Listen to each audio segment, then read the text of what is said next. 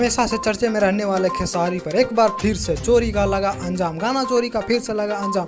इसका अंजाम लगाने वाला है ऋतिक सिंह, जो कि पवन सिंह का भाई बताया जा रहा है। तो जानते हैं खबर की पूरी जानकारी क्या है, लेकिन उससे पहले अगर आप चैनल पर नए हैं तो इस वीडियो को कर दीजिएगा लाइक और चैनल को सब्सक्राइब करना ना भूलिएगा। दरअसल दोस्तों, खेसारी लाल का आज एक गाना आता है, बिहार वाला लड़का बरांड वाला। उस गाने को बताया जा रहा है कि चोरी का है, लेकिन इस गाने को खंगाला जाए तो इस गाने को सबसे आगे गाने वाले और कोई सिंगर है तो टुनटुन यादव, जो कि खेसारी लाल यादव कहीं ना कहीं भाई माने जाते हैं। और वो हाल ही में मुंबई के होटल में जाकर खेसारी लाल से मिले हैं। तो ये सीधा सीधी ऋतिक सिंह का ये गलत कहना है कि ये गाना चोरी का है, बल्कि उनके ही भाई ने खुद टुनटुन यादव का गाना चुरा कर गा दिया है।